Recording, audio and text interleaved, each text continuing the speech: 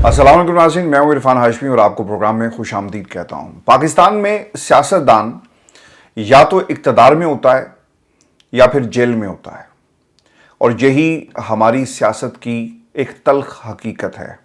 किसी को बर्दाश्त नहीं किया जाता, और जब आप इक़्तिदार से अलग होते हैं तो आपको जेल में धकेल दिया जाता है।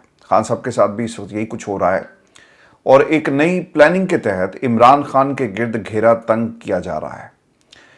आपने 4 महाजों पर इमरान खान को हराने की कोशिश की, और जो 5वां महाज था वो सियासी महाज था, जहां पर बल्ले का निशान छीनकर, पार्टी को तोड़कर, प्रेस कॉन्फ्रेंसेस करवाकर, सब कुछ करके आपने देख लिया इमरान माइनस नहीं होता। और 4 महाजों पर आपने सजाएं दे ली, एपेलेट ट्राइब्यूनल्स में गई, जो हाई कोर्ट्स पे अपील की लेवल के ऊपर इस वक्त जो समातें हो रही हैं, वहां पर इमरान खान जीत रहा है और लोगों से ये बर्दाश्त नहीं हो रहा। और अब उन्होंने पहले जो वारदात डाली, खैर खाहों के जरिए इमरान खान के सामने 3 नकाती फार्मूला रखा कि मान जाओ, 2 साल का वक्त दे दो, सियासत से अलग हो जाओ, जहाज आएगा तुम्हें बैठाएगा और ले जाएगा। अगर पाकिस्तान में रहना है तब एहतजाज मत करो, बनी गाला तक अपने आप को महदूद कर लो, स्याह पट्टियां बांधकर बाजुओं पर एहतजाज करो, इससे ज़्यादा एहतजाज की तुम्हें इजाज़त नहीं दी जाएगी। खान साहब नहीं माने। खान साहब ये समझते हैं कि इनके पास मेरे खिलाफ सबूत नहीं है, सबूत होते तो अदालतों के ज़रिए अपील के लेवल के ऊपर ये सबूत सस्टेन करते, खड़े रहते, लेकिन ये रेत की दीवार साबित हो रहे हैं।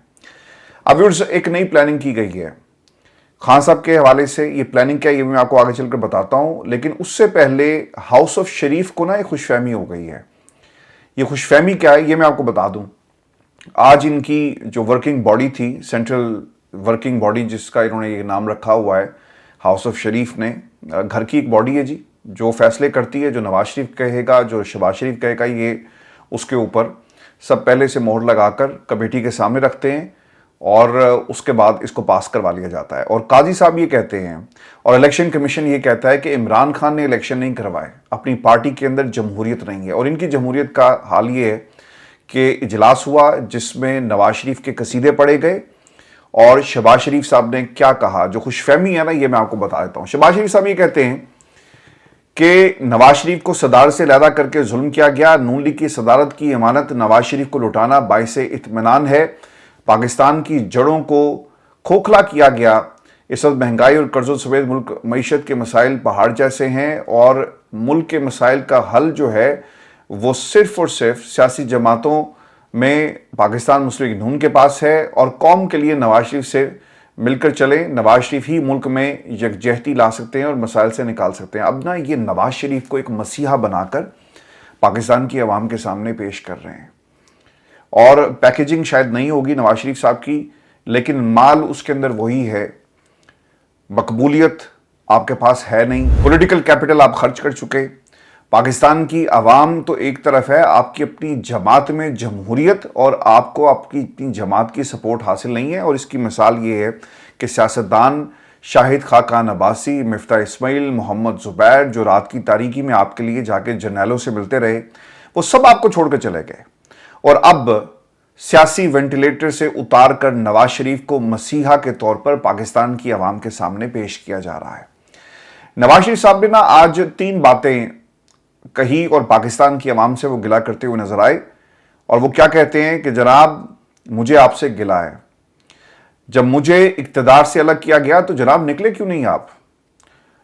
और मियां साहब ने ये गिला इससे पहले केपी की आवाम से भी किया, और केपी की आवाम को क्या कहा था अगर आपको याद हो, तो उन्होंने कहा जी कि ये बीमारी वहां से आई है और ये लोग जल्दी जो है वो बेवकूफ़ बन जाते हैं। केपी की पूरी आवाम को इन्होंने बेवकूफ़ कह दिया, तौहीन की, और आज पूरी पाकिस्तान की आवाम की उन्होंने तौहीन की।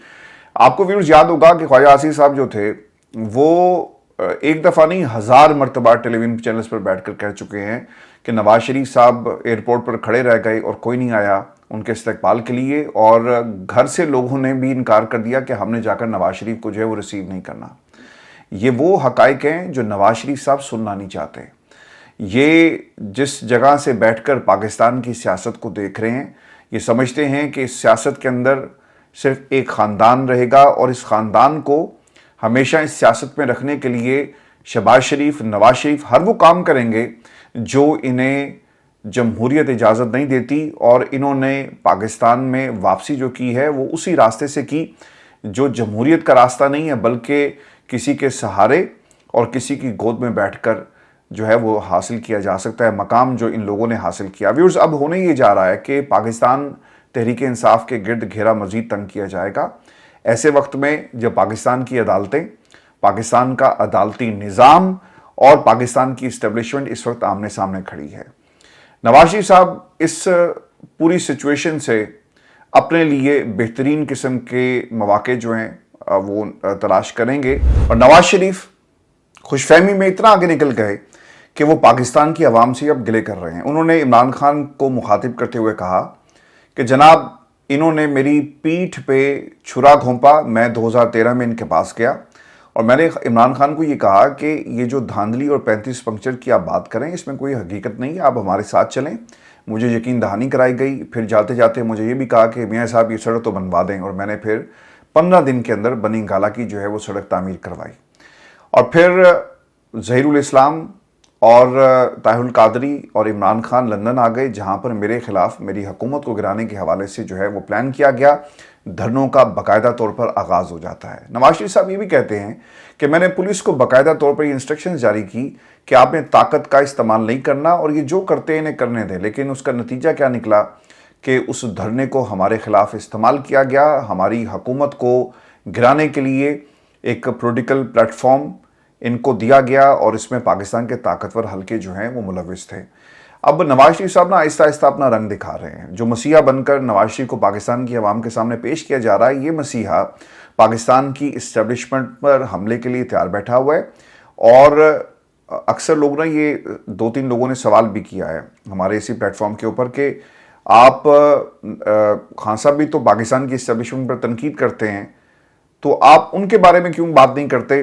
अगर नवाज शरीफ साहब तनकीद कर रहे हैं तो ठीक है। मसला सर यहाँ पे ये है कि इमरान खान पाकिस्तान की इस्टेब्लिशमेंट का बेनिफिशरी नहीं है। अगर वो बेनिफिशरी होता, ये जो लास्ट इलेक्शन हुए पूरी कौम ने देखा, तो फिर हम भी कहते हैं कि ये गलत है। लेकिन नवाज शरीफ बेनिफिशरी है इस मुल्क से निकलने और पाकिस्तान जाकर फिर वापस आना, फिर वापस जाकर हुकूमत के अंदर अपना हिस्सा जो उन्होंने लिया, अपने भाई को इक़्तिदार की कुर्सी पर बिठाया, बेटी को पंजाब की हुकूमत दे दी गई, तो बेनिफिशरी कौन था? और उससे पहले अदालत चलकर गई, और उससे पहले क्या हुआ, मुकदमा ख़त्म करवा दिए गए। दुनिया में कहीं ऐसा नहीं होता कि एक मुजरिम इश्तेहारी जो पाकिस्तान से बाहर गया अपने इलाज के लिए, वो पाकिस्तान वापस आता है, अदालत नहीं जाता, सरेंडर नहीं करता, पाकिस्तान की आवाम के सामने जाकर कबूतर उड़ाना शुरू कर देता है। हम सब ने देखा। तो ये किसकी वजह से हो रहा था? पाकिस्तान में ताकतवर हल्कों की वजह से। बेनिफिशरी कौन हुआ? इमरान खान हुआ या नवाज शरीफ हुआ? नवाज शरीफ ने इस निज़ाम से फ़ायदा उठाया या इमरान खान ने उठाया? अगर इमरान खान ने फ़ायदा उठाया होता तो फिर 8 फरवरी को जो फैसला पाकिस्तान की आवाम ने सुनाया, तो यकीनन वो फैसला ना आता। जो नवाज शरीफ का हाल है वही इमरान खान का होता। लेकिन पाकिस्तान की आवाम इमरान खान के साथ क्यों खड़ी है? इमरान खान क्यों मकबूल है? इमरान खान नवाज शरीफ के मुकाबले में पाकिस्तान की आवाम के दिलों में क्यों रहता है?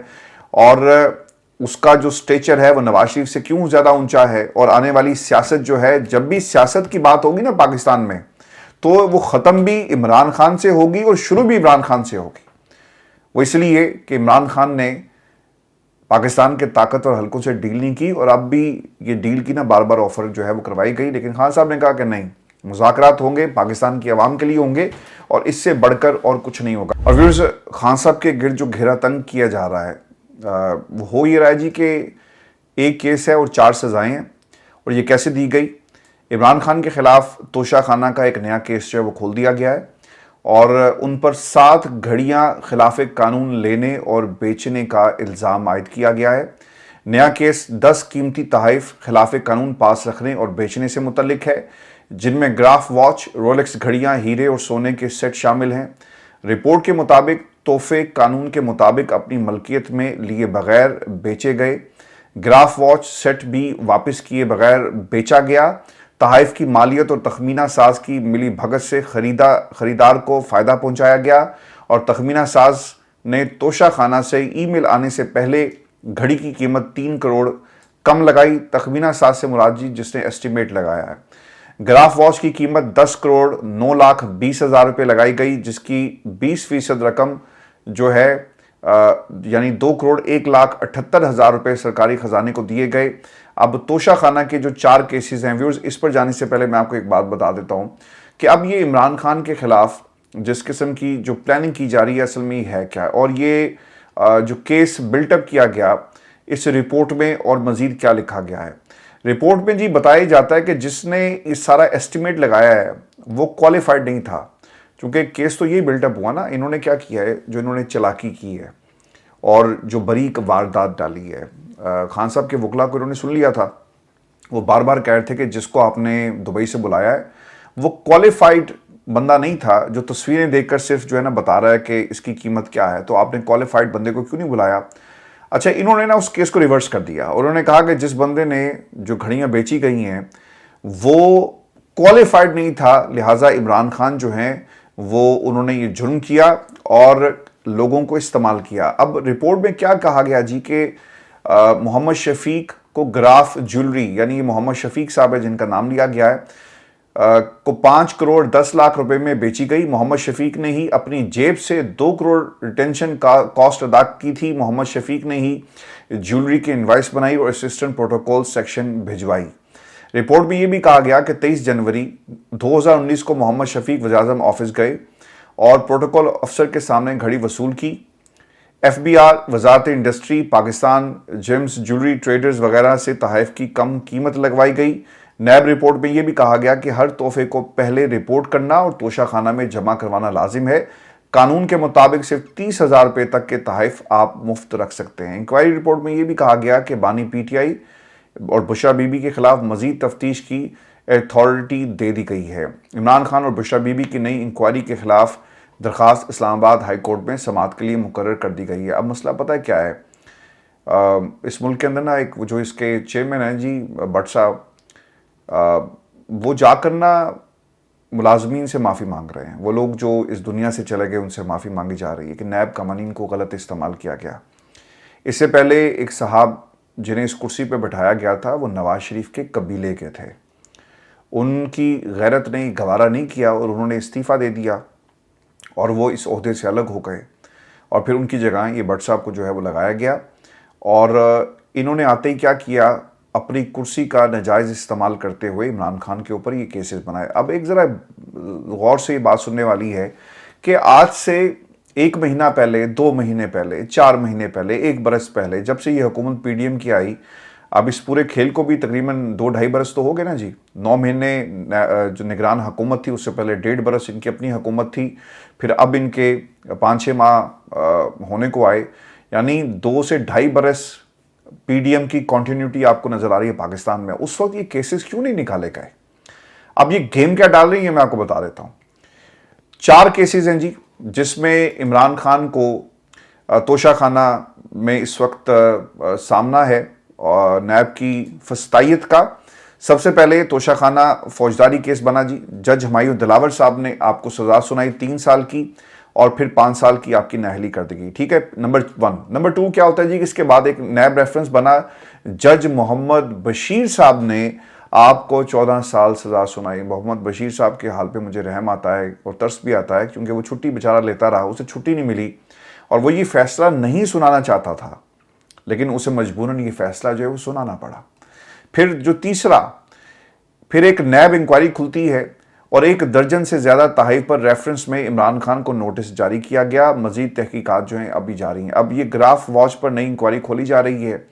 اب انکوائری کا ویورز مقصد کیا ہے کہ عمران خان کو یہ کیونکہ ایک آسان ہدف ہے, اس میں لوگ بھی آپ کے اپنے, گواہ بھی آپ کے اپنے, توشہ خانہ بھی آپ کا اپنا, عدالتیں بھی آپ کی اپنی, اور آسان ہوگا کسی بھی جج کو کھڑا کر کے عمران خان کو ایک اور مقدمے میں سزا جو ہے وہ سنا دی جائے. سزا سنانا آسان ہے, وکیل دلائل دیں گے, دلائل سنے نہیں جائیں گے, آپ جو گواہ ہیں وہ کھڑے کریں گے, اس گواہی کو معتبر جانا جائے گا اور عمران خان کو سزا سنا دی جائے گی. لیکن جب یہ کیسز بڑی عدالتوں میں جائیں گے تو یہ سٹینڈ نہیں کریں گے, کیونکہ آپ کو پروسیجرز کو, رولز کو فالو کرنا ہے. اب یہ پتہ ہے پچھلے جب سے خان صاحب کو انہوں نے 9 ماہ ہو گئے ہیں، 286 دن 87 دن 287 ڈیز آلموسٹ ہو چکے ہیں خان صاحب کو اندر رکھا ہے، اس وقت سے یہ تیاری کر رہے تھے کہ اگر عمران خان ایک کیس میں رہا ہو گیا تو پھر دوسرے میں ہم نے کیسے گرفتار کرنا ہے اور ان کی گرفتاری ڈالنی ہے، پھر تیسرا، پھر چوتھا، پھر پانچواں، 200 کے قریب کیسز ہیں عمران خان کے خلاف۔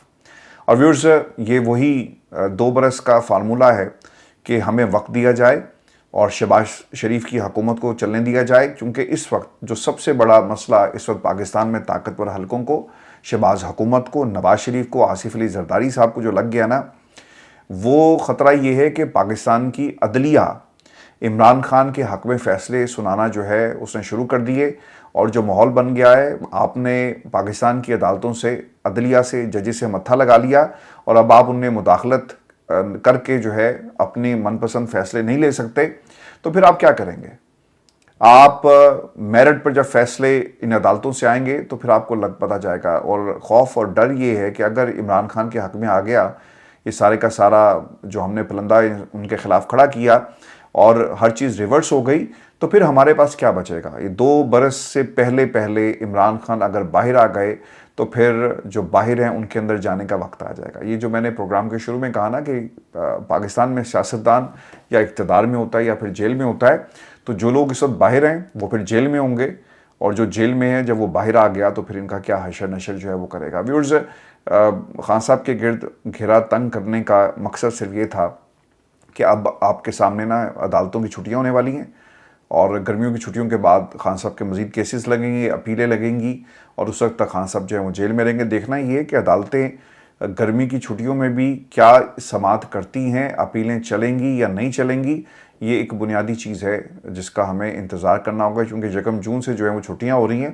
اور عدالتیں اس حوالے سے کیا کہتی ہیں، اور روزانہ کی بنیاد پر جس طرح عمران خان کو سزائیں دی گئی کیسز کو چلا کر، کیا اپیلیں بھی روزانہ کی بنیاد پر سنی جائیں گی یا نہیں سنی جائیں گی۔ میں آپ کو خبر یہ بھی دے دوں کہ اسحاق ڈار صاحب جو ہیں ان کی تعیناتی کو چیلنج کر دیا گیا ہے شیر افضل مروت صاحب کی طرف سے، اور انہوں نے عدالت سے جو استدعا کی ہے کہ آپ کے پاس 2 عہدے ہیں، اور ڈپٹی پرائم منسٹر کا آئین میں کوئی عہدہ نہیں ہے، لیکن انہوں نے 2 عہدوں کے اوپر اس وقت جو ہے وہ براجمان ہے، اور ڈپٹی وزیر اعظم تعیناتی کا 28 اپریل کا نوٹیفیکیشن جو ہے اسے کالعدم قرار دیا جائے۔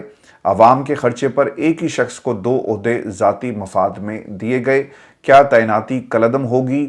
اس سے پہلے کیا ہوا ہے وہ بھی میں آپ کو بتا دیتا ہوں کہ 2 درخواستیں پہلے آ چکی ہیں ایک درخواست لاہور ہائی کورٹ میں کچھ دن پہلے خارج ہو گئی تھی، درخواست ناقابل سماعت قرار دی گئی تھی، اور دوسری درخواست سندھ ہائی کورٹ میں چیف جسٹس عقیل عباسی جو ہیں وہ سن رہے ہیں، اور انہوں نے اس عہدے پر تعیناتی کے بعد ان کو 90 لاکھ روپے کے برابر مراد ملیں گی، اس کو انہوں نے چیلنج کیا، جس پر چیف جسٹس نے ریمارکس دیے تھے۔ وہ کہتے ہیں کہ وزیر اعظم نے اس لیے نائب رکھا ہے کہ اگر میرا تختہ الٹا جائے تو میرے پیچھے معاملات دیکھنے والا کوئی ہو، اور آج کل ویسے بھی اس طرح کے خدشات جو ہیں وہ موجود ہیں۔ دیکھیں بڑے امپورٹنٹ ریمارکس عباسی صاحب کی طرف سے دیے گئے، اور یہ جو کاؤنٹ ڈاؤن شروع ہوا ہے نا، اور شہباز شریف صاحب جو باتیں کر رہے ہیں، اور میں آپ کو نا انفارمیشن کی بنیاد پر یہ بات بتا رہا ہوں کہ بہت پریشانی ہے اس وقت شہباز اور حکومت کے کیمپ کے اندر، کیونکہ شہباز شریف صاحب ڈیلیور نہیں کر سکے۔ صرف صبح اٹھ کر وزیر اعظم ہاؤس چلے جانا اور شام کو گھر واپس آ جانے سے یہ کچھ معاملات جو ہیں وہ حل نہیں ہوں گے، اور نہ ہی پاکستان جو ہے وہ ترقی کے راستے پر آئے گا، نہ عوام کے مسائل حل ہوں گے، بلکہ آپ کو جو اکنامکس لائف لائنز ہیں ان کو اوپن کرنا ہوگا، اور وہ اوپن کیسے ہوں گی؟ جب ملک کے اندر سرمایہ کاری ہوگی، کیونکہ پاکستان کے خزانے آپ ادھار کے اوپر، قرضوں کے اوپر کریڈٹ لے لے کر کب تک جو ہے وہ حکومت کو دھکا دیں گے؟ جب تک آپ کی ایکسپورٹس نہیں بڑھیں گی، آپ کی انڈسٹری جو ہے فلرش نہیں کرے گی، اور آپ اپنا پیسہ جو ہے وہ خود سے نہیں بنائیں گے، یعنی پروڈکٹ جو ہے وہ لانچ کر کے باہر کی دنیا میں، تو یہ کیسے ہوگا؟ اور اگر کوئی یہ سمجھتا ہے کہ شہباز شریف کے پاس یہ صلاحیت ہے، شہباز شریف کے پاس یہ صلاحیت نہیں ہے۔ شہباز شریف صرف وہ جو ایکٹر ہیں شفاعت صاحب، ان کو بلا کر اپنی نقل ہی اتروا سکتے ہیں، اور نقل کے علاوہ انہیں کچھ نہیں آتا، اور انفارچونیٹ ہے کہ اس ملک کے اندر شہباز شریف اس وقت پاکستان کی حکومت کو لیڈ کر رہے ہیں۔ ویژن کچھ ہمارے پاس ہے نہیں، قرضے اور بھیک مانگنے کے لیے ہم جو ہے وہ بڑے سے بڑا کشکول بنا لیتے ہیں، اور یہ آپ کا پاکستان چلانے کا فارمولہ ان لوگوں کے پاس. ویورز آپ اپنے کمنٹس بھیجیے گا, چینل کو ضرور سبسکرائب کریں. میں کوشش کر رہا ہوں کہ ویڈیو کا ٹائم کم سے کم کیا جائے اور تھوڑے وقت میں زیادہ خبریں آپ کے ساتھ ہم شیئر کریں. اگلی ویڈیو میں آپ سے ملاقات ہوگی. اجازت دیجیے اللہ نے.